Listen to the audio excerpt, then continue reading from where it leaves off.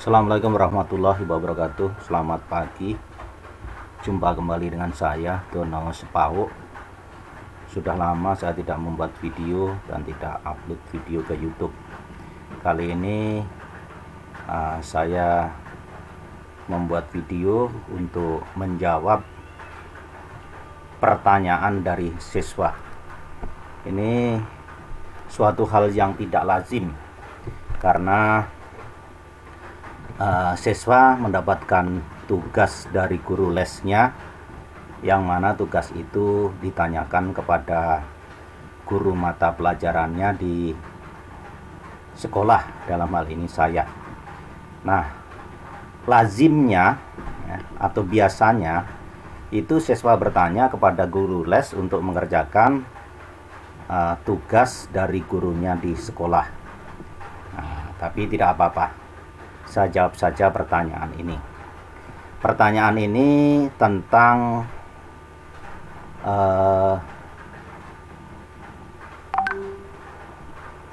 hidrolisis garam.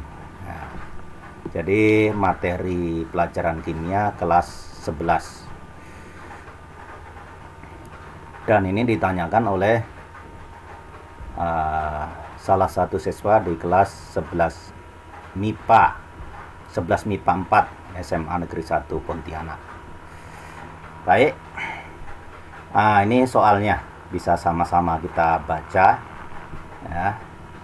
Saya gunakan pen saja di sini karena soalnya sudah saya bahas di dalam Microsoft Word ya.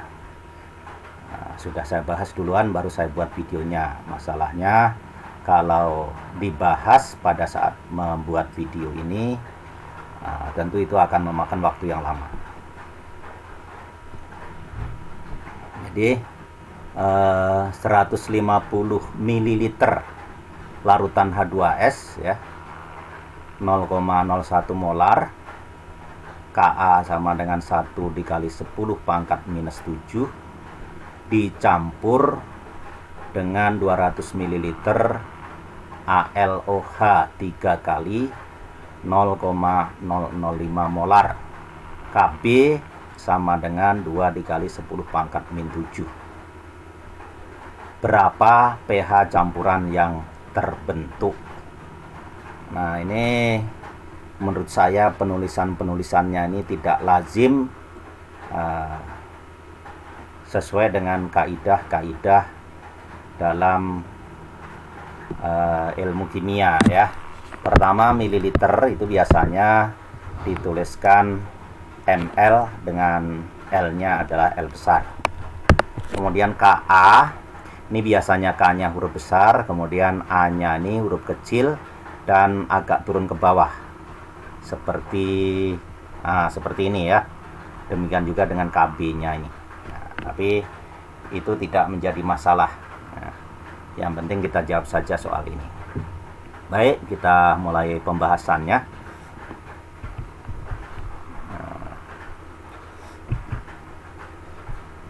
Pertama, kita hitung jumlah mol H2S dan mol ALOH 3 kali itu ya, ALOH 3 kali. Ini salah ketik, ALOH 2 kali. Jadi molnya ini, M-nya ini huruf kecil ya, walaupun dia di awal kalimat ya. Karena ya, penulisan mol itu dengan menggunakan huruf kecil. Mol H2S sama dengan volumenya, yaitu 150 ml dikali molaritasnya 0,01 molar. Nah, ini 150 ml dikali 0,01 molar sama dengan 1,5 milimol. Dan H2S ini merupakan asam lemah. Dari mana kita tahu bahwa H2S ini merupakan asam lemah? Ini ada Ka-nya. Ka itu adalah tetapan kesetimbangan atau tetapan ionisasi asam lemah ya. Jadi asam lemah itu terionisasi menurut reaksi kesetimbangan. Nah, tetapan kesetimbangannya disebut dengan tetapan kesetimbangan asam lemah. atau Ka. Kemudian kita hitung mol ALOH 3 kali. Mol ALOH 3 kali sama dengan volumenya 200 ml dikali molaritasnya 0,005 molar. Nah, jadi kalau mililiter dikalikan dengan molaritas itu hasilnya milimol.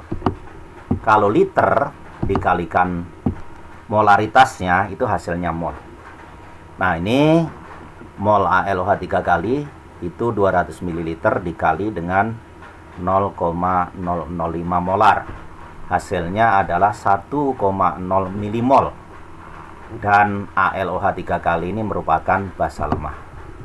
Dari mana kita tahu kalau ALOH 3 kali ini merupakan basa lemah? Nah, ada KB-nya. KB adalah tetapan kesetimbangan basa lemah. Ya. Kemudian kita buat persamaan reaksinya. Kita buat persamaan reaksinya. Kita tahu bahwa reaksi antara asam dengan basa itu menghasilkan garam dan air. Asam plus basa menghasilkan garam plus air.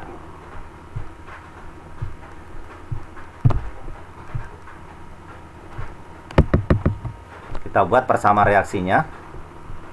Persamaan reaksi antara H2S dengan ALOH 3 kali ini.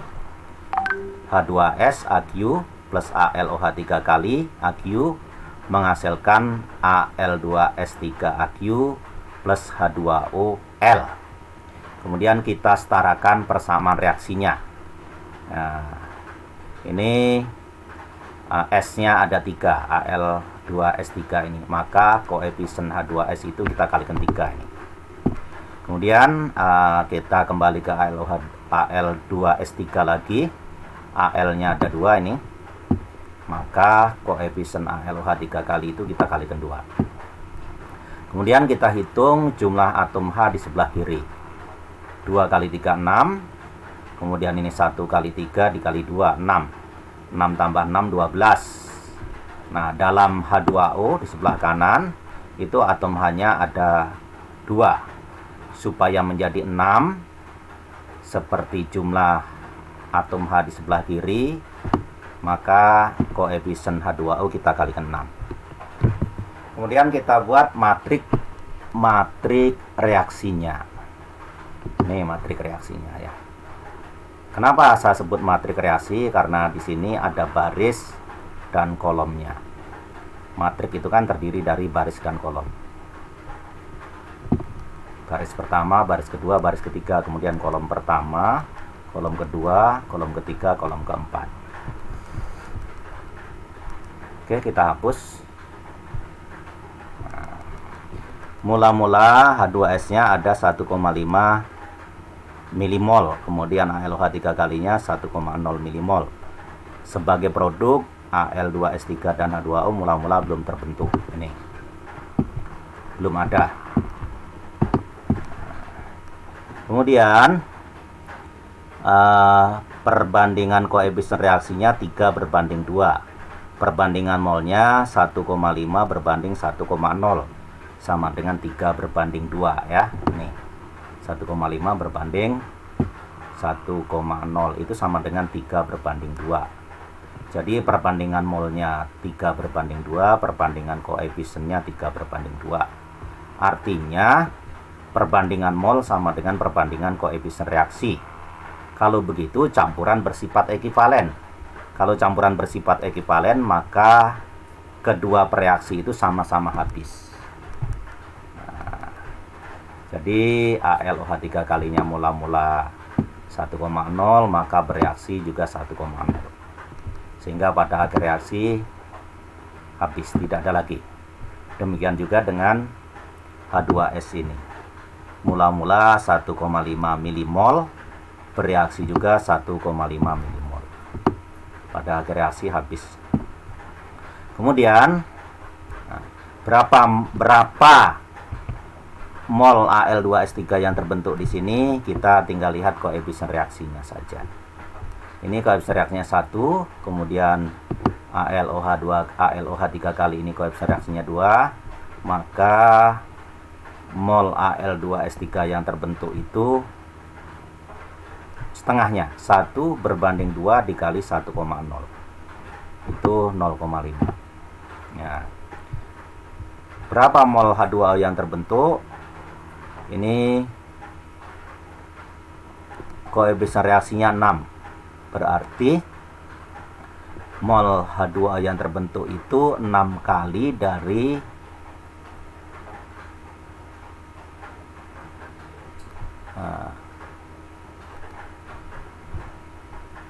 sebentar, maaf, ini koefisien reaksinya 6, ini koefisien reaksinya 2, berarti perbandingan koefisiennya 1 berbanding 3.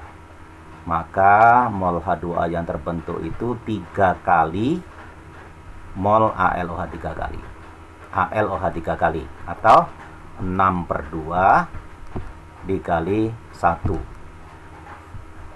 sama dengan 3. Nah, pada akhir reaksi untuk produk yaitu Al2S3 dan H2O tinggal kita pindahkan saja. Ini kita pindahkan ke sini. Kemudian ini juga kita pindahkan ke sini.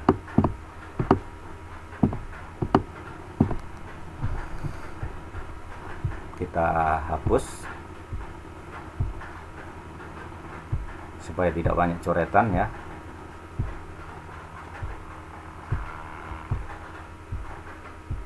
Oke. Jadi kita perhatikan pada akhir reaksi ini. Pada akhir reaksi terbentuk garam Al2S3 sebanyak 0,5 mol. Nah, Al2S3 ini merupakan garam yang berasal dari asam lemah plus basa lemah. Asam lemahnya tadi adalah H2S, basa lemahnya adalah ALOH 3 kali. Nah, garam ini yaitu Al2S3 ini mengalami hidrolisis sempurna atau hidrolisis total. Nah, bagaimana menghitung pH larutannya? Kita gunakan rumus untuk garam yang berasal dari asam lemah plus basa lemah, yaitu konsentrasi H+ sama dengan akar Ka per Kb dikali Kw, sama dengan akar 1 dikali 10 pangkat min 7, Ka nya tadi ini, per Kb nya 2 dikali 10 pangkat min 7 ini, dikali dengan Kw nya, Kw itu 10 pangkat min 14 ya. Ini 10 pangkat min 7 nya bisa kita coret. Bisa kita coret ya. Nah, ini kalau kita coret, kita berikan coretan, ternyata dia mengecil ya, karena ini diketik dengan menggunakan equation editor ini. Equation editor ini ya. Nah, 10 pangkat min 7 nya dicoret, berarti ini setengah dikali 10 pangkat min 14. Setengahnya bisa kita tulis 50/100 dikali 10 pangkat min 14. Itu sama dengan, ya, karena tadi diakarkan ya, sama dengan akar 50. Kemudian 10 pangkat min 14 dibagi 100 itu 10 pangkat min 16. Berarti konsentrasi H+ nya sama dengan akar dari 50 dikali 10 pangkat min 16. Akar dari 50 itu 7,1. 7,1 sekian-sekian gitu ya. Kita bulatkan saja 7,1. 7,1 dikali 10 pangkat min 8. Nah, 10 pangkat min 8 ini berasal dari akar 10 pangkat min 16 ya. Nah, pH-nya sama dengan menlog konsentrasi H+, sama dengan menlog 7,1 dikali 10 pangkat min 18, sama dengan 8. Nah, 8-nya ini kita pindahkan saja ke depan, kemudian di belakangnya kita ikuti dengan, kita tuliskan menlog 7,1. Jadi pH-nya sama dengan menlog 7,1 dikali 10 pangkat min 8 sama dengan 8 menlog 7,1. Ini lebih besar dari 7 ya. Lebih besar dari 7 karena log 7,1 itu 0, berarti 8 dikurangi 0, itu 7, sekian. Nah, artinya larutan yang terjadi itu bersifat basa, pH-nya lebih dari 7. Mengapa? Karena Ka-nya lebih besar dari Kb. Ka-nya Kb-nya lebih besar dari Ka. Kb-nya 2 kali 10 pangkat min 7, Ka-nya 1 dikali 10 pangkat min 7. Nah, berarti sifat basa dari si basa lemah, yaitu AlOH 3 kali itu lebih kuat dibandingkan sifat asam dari si asam lemah, yaitu H2S itu. Sehingga larutan garam yang terbentuk bersifat basa. Demikianlah pembahasan soal ini. Lebih dan kurangnya saya mohon maaf. Terima kasih atas perhatiannya. Selamat pagi. Assalamualaikum warahmatullahi wabarakatuh.